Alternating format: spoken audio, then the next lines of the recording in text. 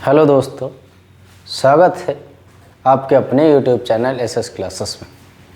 तो जैसा कि हम लोग पिछले 2 दिनों से लाइट के बारे में पढ़ रहे थे।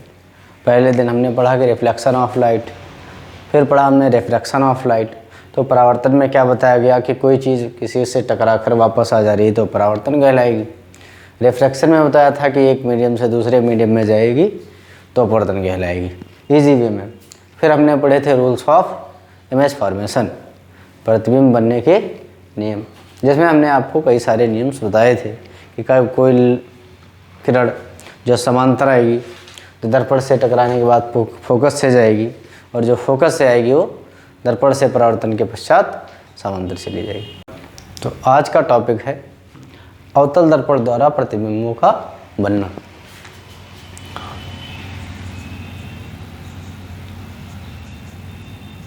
अवतल दर्पण द्वारा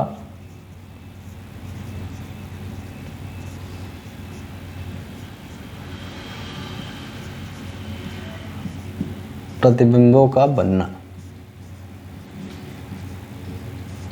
image formation by the concave mirror. तो देखिए, सबसे इसको आज हम आपको इसको शॉर्टकट में बताते हैं। ये हमारे पास एक कॉनकेव मिरर है।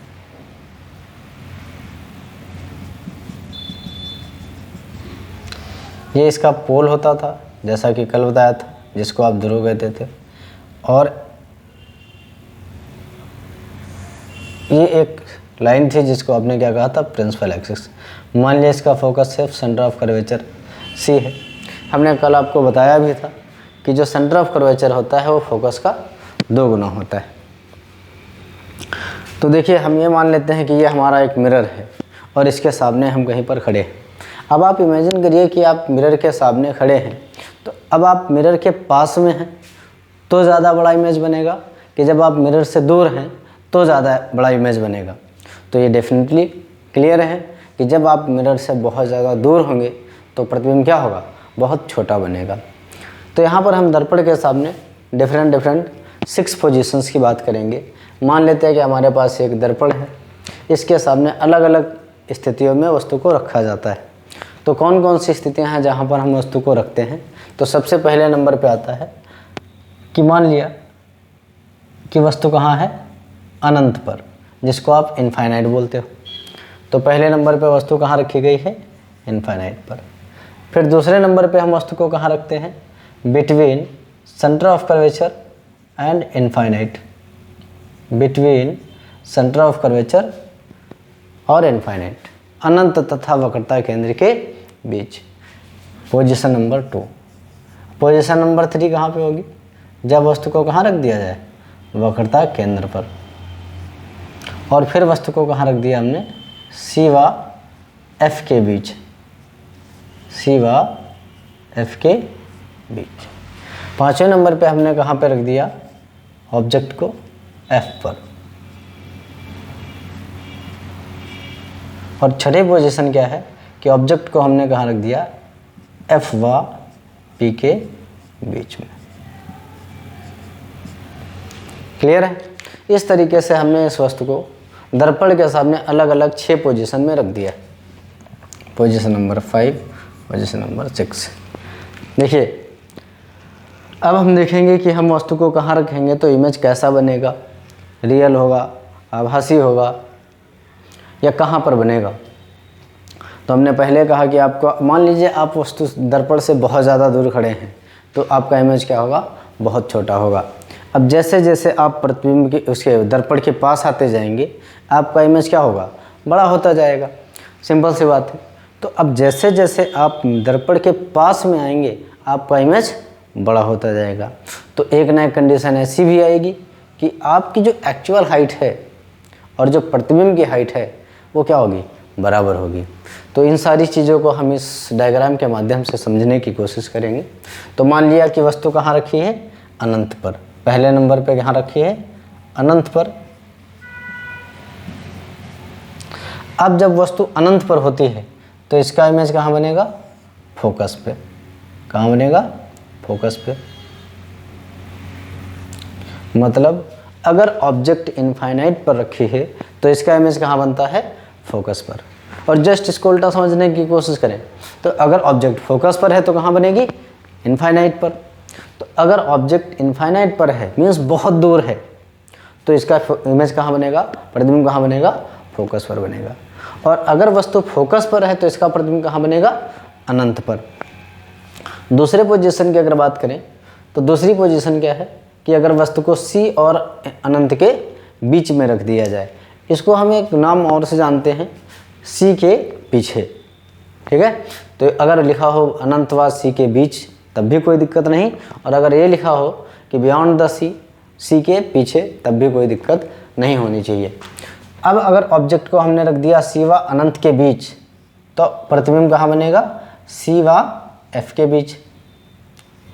क्लियर है बच्चों कि अगर ऑब्जेक्ट को हमने रख दिया सी व अनंत के बीच में कहीं पर भी रखा है तो उसका प्रतिबिंब कहाँ बनेगा, सी व एफ के बीच में बनेगा। अच्छा, बीच का मतलब क्या कि हम देखेंगे सी और अनंत को नापेंगे, उसके बीच एकदम सेंटर में रखेंगे क्या, ऐसा नहीं है।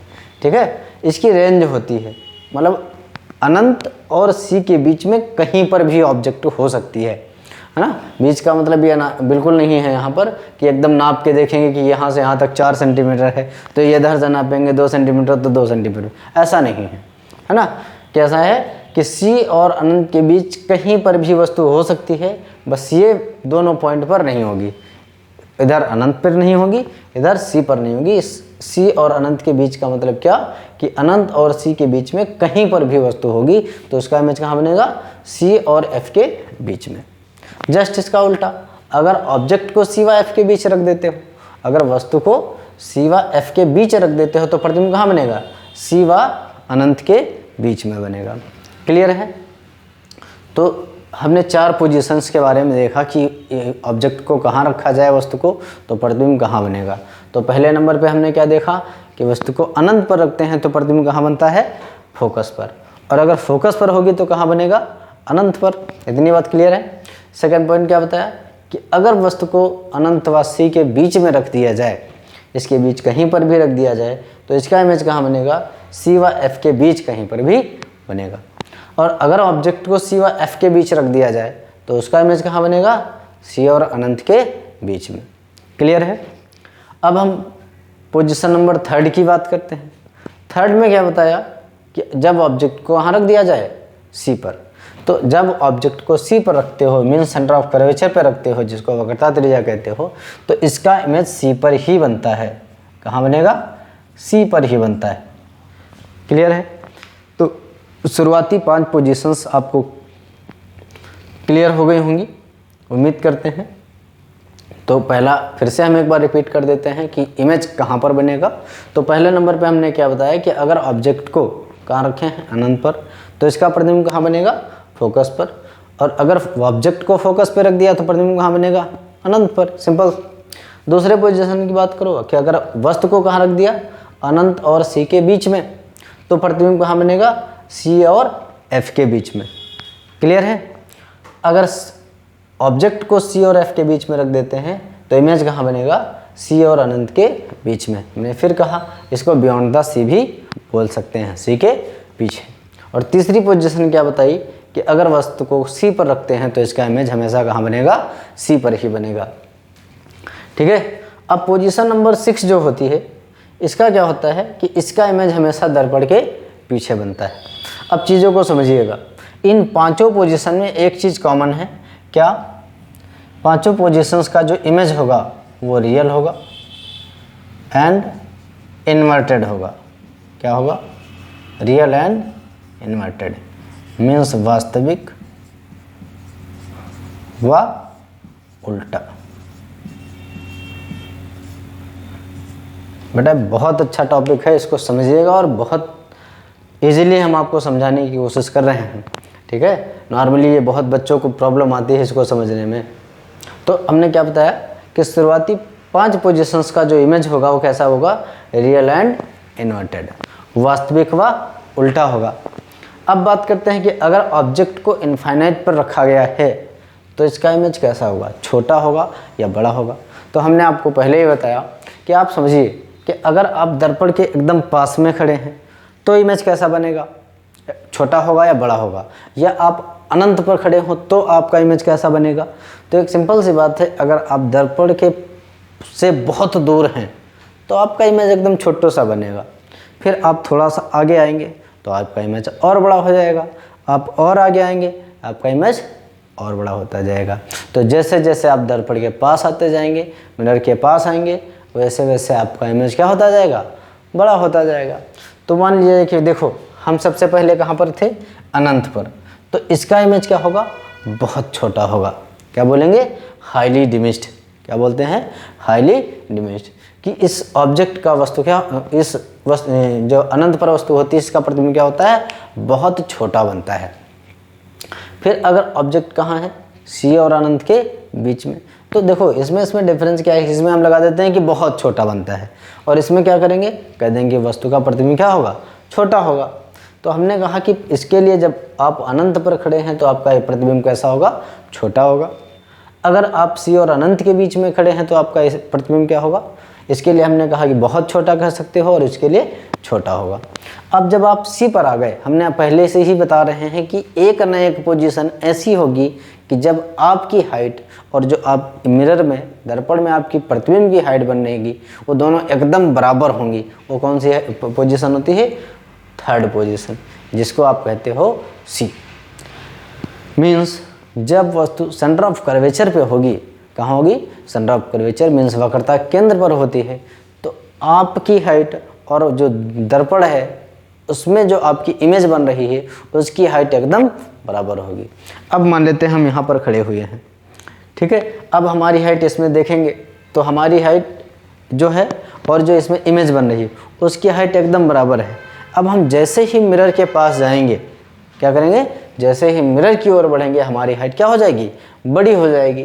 तो सिंपल सी बात है, अगर पांचवें पोजीशंस के लिए अगर इमेज की बात करोगे तो इमेज क्या हो जाएगा, बड़ा हो जाएगा। क्या हो जाएगा, बड़ा हो जाएगा। तो हमने देखा कि इसका इमेज जब वस्तु अनंत पर है तो इमेज क्या था, बहुत छोटा था।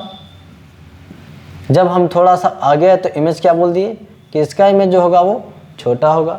जब हम सी पर आए तो क्या पता चला कि हमारा इमेज कैसा होगा, बराबर होगा। अब हमने फिर कहा कि ये पोजीशन ऐसी है ना, कि जैसे हमने एक सीमा पर खड़े हैं, इसके इधर गए तो दूसरे देश में चले गए और उस बॉर्डर, उस पॉइंट के अगर उधर गए तो दूसरे देश में चले गए।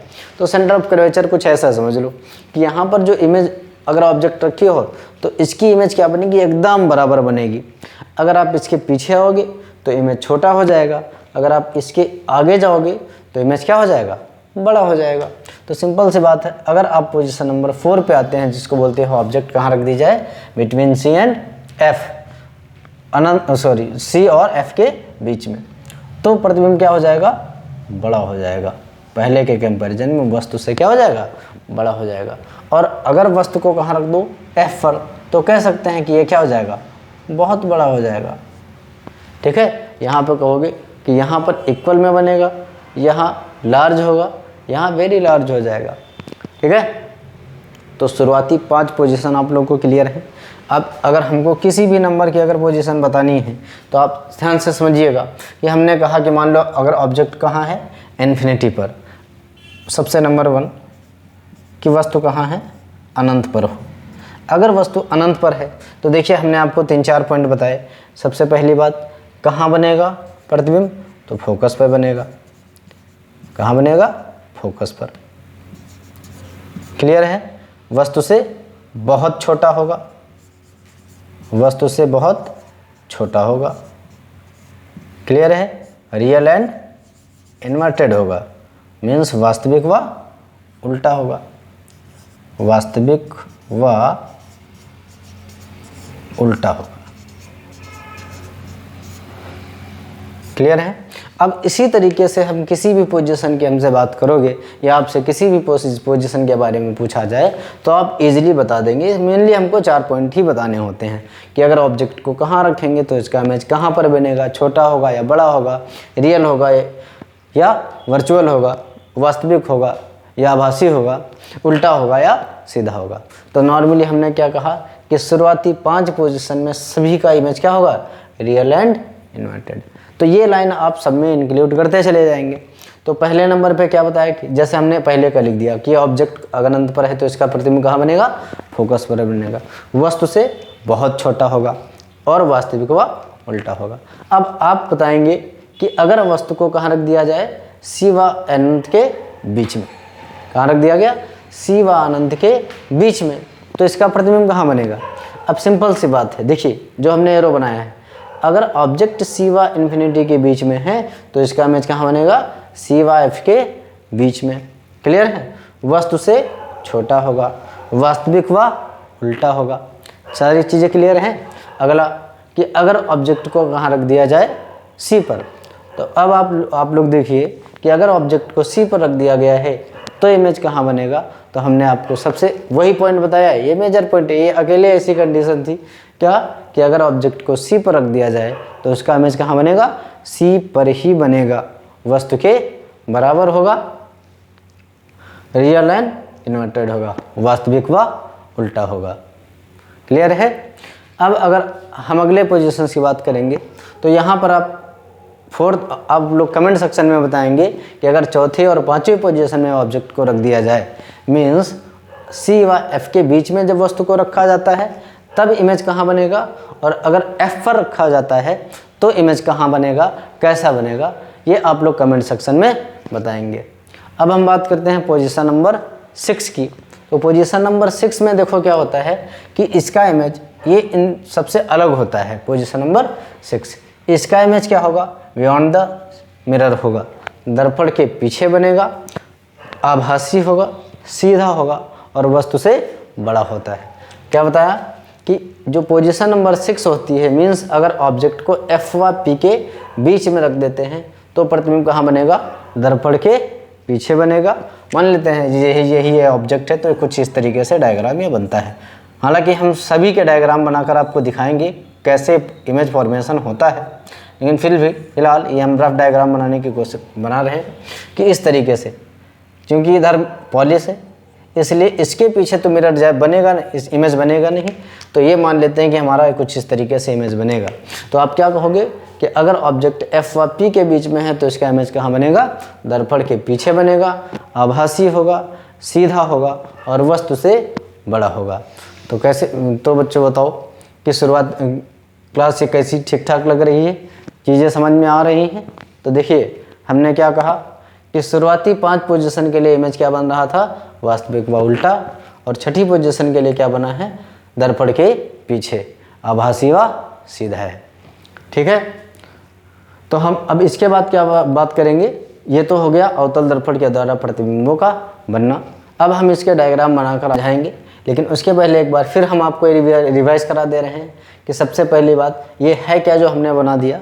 मेनली आपको बहुत कम बुकों में मिलेगा या हो सकता है बुकों में ना मिले। ठीक है। तो इस चीज़ को बहुत आसानी से समझिएगा क्योंकि इसमें बहुत सारे बच्चों को दिक्कतें रहती हैं कि इमेज फॉर्मेशन नहीं आता होता, इमेज फॉर्मेशन, क्योंकि ये कम से कम 4 से 6 पेज तक चला जाता है इसका रे डायग्राम और थ्योरी। तो जो चीज़ें हमने आपको बताई हैं इसको आप बहुत अच्छे से समझिए। फिर हम आपको एक बार रिवाइज करा दे रहे हैं कि अगर वस्तु अनंत पर है तो इसका इमेज कहाँ बनेगा, फोकस पर बनेगा, और अगर फोकस पर है तो कहाँ बनेगा, अनंत पर बनेगा। अगर वस्तु सी व अनंत के बीच में है तो प्रतिबिंब कहाँ बनेगा, सी व एफ के बीच में, और अगर वस्तु को सी व एफ के बीच में रख दिया जाए तो प्रतिबिंब कहाँ बनेगा, सी व अनंत के बीच।